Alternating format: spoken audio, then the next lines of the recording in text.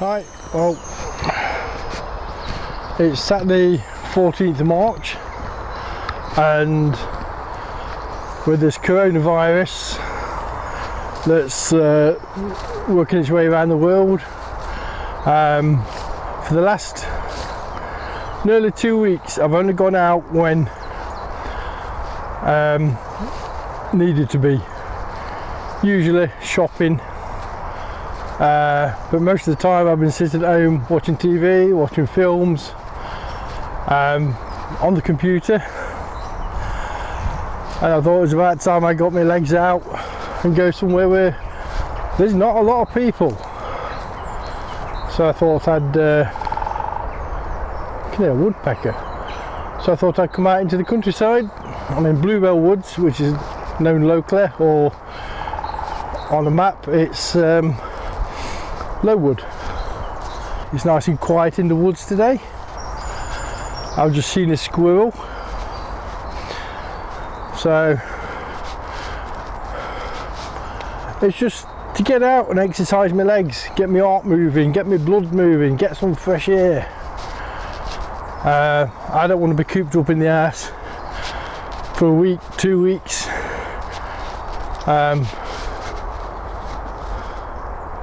Seeing people, there's somebody over there. I don't want to be cooped up in the house, not seeing anybody. But if it comes to, I'm well prepared. I've got 6 toilet rolls, a small bank of food for us, but nothing too extreme. It's just a matter of surviving that period. So at the moment, I'm just watching where I'm going. It's full of mud. At the moment, it's just a case of getting out and getting a bit of fresh air. So let's see what's what. So we're walking through Bluebell Woods. Nobody to be seen. I thought I saw somebody earlier, but not in the woods.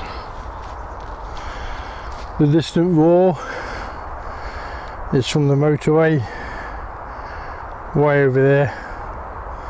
Beyond the trees is the motorway, other end of that field. But apart from that, muddy, nobody to be seen. Absolutely nobody to be seen.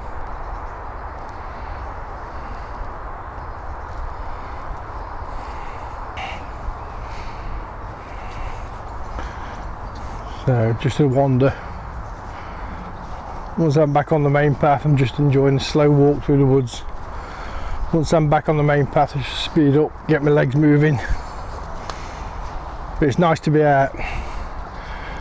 Yeah, it is nice to be out. And there's no bluebells, no garlic flowers, although it looks like these could be them.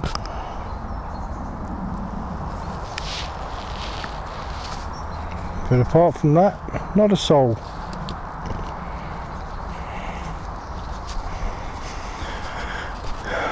A few horses have been through. And a lot of people, with a look at the mud, all the footprints, and yeah, don't want to slip into that.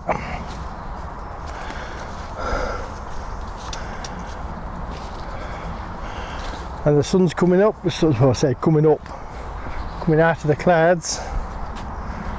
Yeah, to get some sunshine out there now. Skies are clearing. Temperature's starting to go up as well, because it's been really cold over the last 2 weeks. And now I think we're about 51, 52 degrees.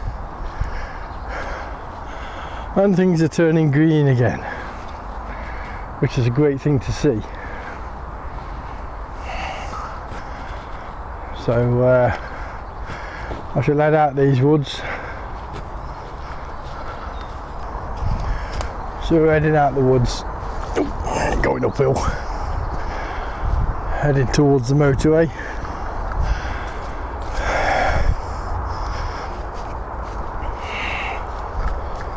And to the right of me, just in that embankment there, down in there, this area going along here. It dips down a good 8-12 feet, and that's the old Babington Pit railway line. Yeah.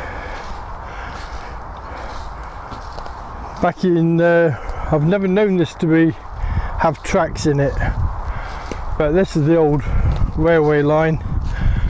Goes down to the old pit. It's obviously now a stream.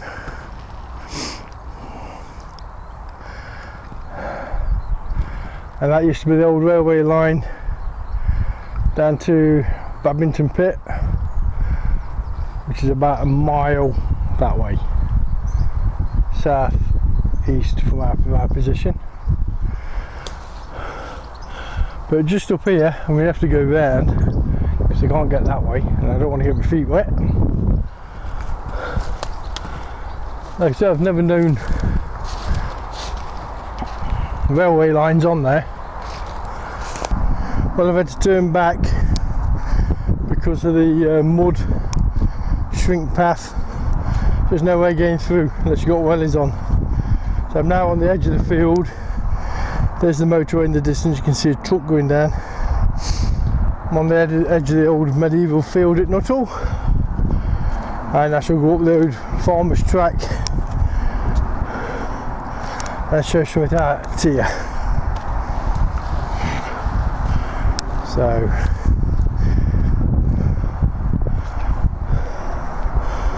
it's amazing how many people won't come out here at night time because they think it's spooky. I love it. Right, up into the old farmer's track. Let's get to the middle, it's not so muddy.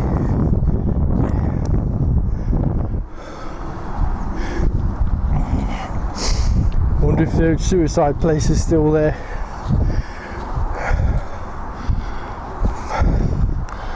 Back in 2003, September the 11th it was, I'll never forget, because it was 2 years after 9/11.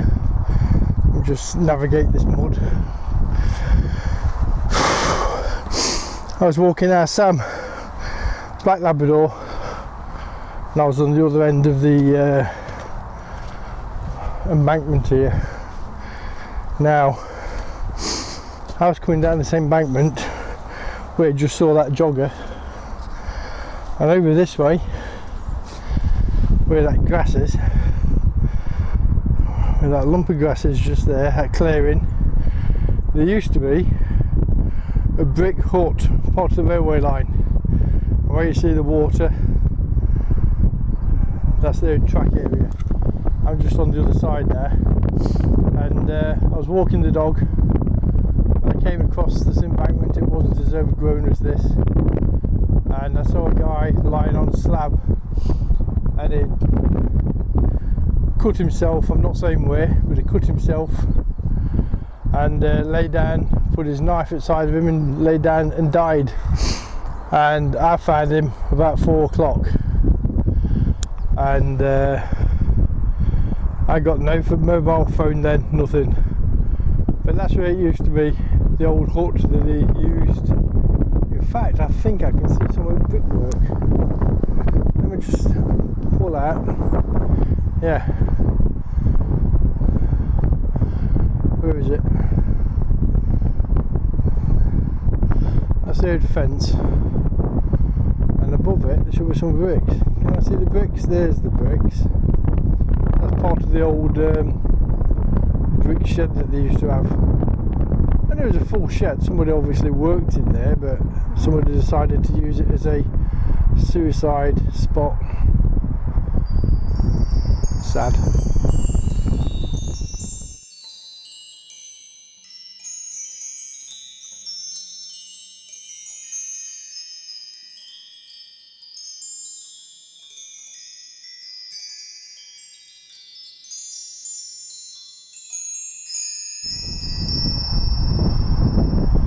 So that's part of the old wall, and you can see the red bricks there. That used to be part of it as well, and it stood about 10 feet tall. So let's get on with my walk. So I'm now looking northish. That's about north from where we are, and I'm going to go onto the main drag and get on with my walk. Like I said, it's just nice to be out.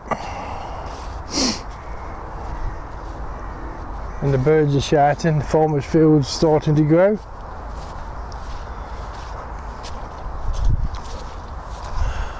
And we have absolutely nobody about.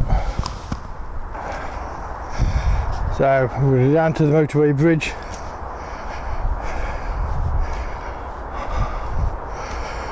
Which is at the end of this path. It dips down and goes under the motorway. And then it's a quick pace walk all the way back. These things are a bit of a mystery. No, we're not in Scotland. It's like a gate post that sits at the side of the pathway, and there's about 3 or 4 of these if you know where to look. And the only thing I can assume is that they were for the boundary gates for Empshall Hall, which is about a mile behind me. This is also the place where the HS2 train is going to go. Now if you see the motorway where that telegraph pole is, just follow that telegraph pole. You see the motorway, the cars on it and the lorries. Now the track of HS2 is going to come this side of the motorway, so it's going to go this side of the motorway along that edge route through those woods. So they'll be cutting a lot of those woods down, and then beyond there you've got a farm that it's going to go through and Hucknall Airfield, and it's going to go right across the top end of the runway on the west side, and that's the HS2 train for you.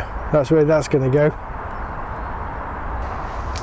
There's another one of those blocks I was talking about. That's about 2.5 by 3 foot square. That is. There's some weight in that, and the streamer would be where you got the railway lines heading towards the motorway bridge. So you've still got old landmarks, the old railway embankment, and the stream just down there. It's a railway line, and HS2 is going to come this side of the bridge. So that's the M1. The vehicles you see are heading south. Junction 26 is just down that way, so unless a big truck goes by,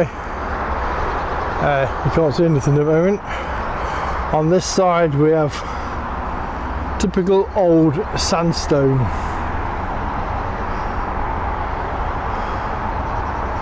and then you've got the motorway bridge.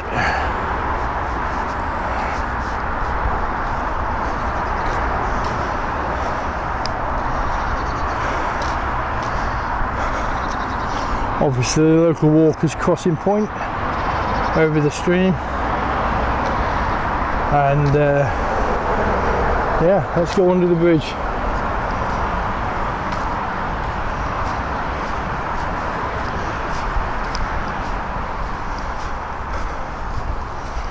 So here we are under the motorway bridge. We've got a reinforced brick wall covered in wires, so the stream runs nicely, I should say. And there we have it.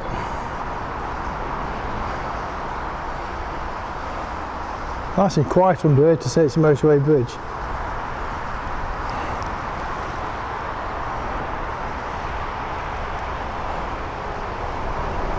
It's not that long. The motorway is only 8 lanes. Then the embankment.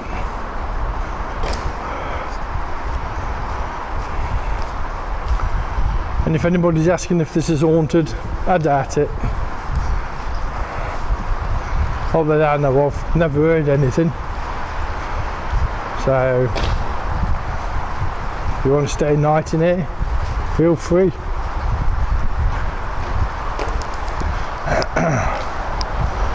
And this is about as far as I'm going, but let's get onto the actual railway line and where that path goes all the way up there. And you see that between the trees, that path, that's the railway line, that's going uphill. So the railway line would have actually ran past this area, because you've got the old stone, and then looking back under the bridge, that would have been the straight rail line all the way back. And there we have it.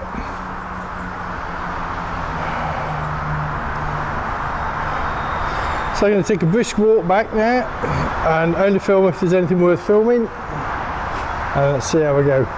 Alright, so I'm back at the big block, and I should be walking down this way. There's a cyclist coming up with the look of it. I've got about half a mile, 3/4 of a mile to go. So heading back now. This is the area where I found the body. That tree in the middle there. Below that is the suicide spot where I found that guy. So now all I've got to do, get down to the end of this path, follow it round and get to the end. It's about half a mile away, and head home. Just one more thing I've got to show you, where the vehicles are. They're passing the top of Empshire Lane, but you see this red bin here, that grey car is going down Empshire Lane here. But where this bin is, you have a third block that is about 3 foot square. It's beveled on this end, nice straight sides down the edge and across the top, and rough across the middle. So another marker, another gate stand, probably for Empshire Hall, which is about half a mile that way over this bush. So I don't know what they are, probably gate markers. So that's my walk. I hope you've enjoyed the countryside. Quite hot actually. It's almost like I've got coronavirus fever, but it's due to walking. So let's come out and do a walk. So there we are, back on Empshire Lane, and heading home. My walk done. Nice to get out, nice to get some fresh air, nice to get the lungs and blood moving. So back home and have a coffee. Bye.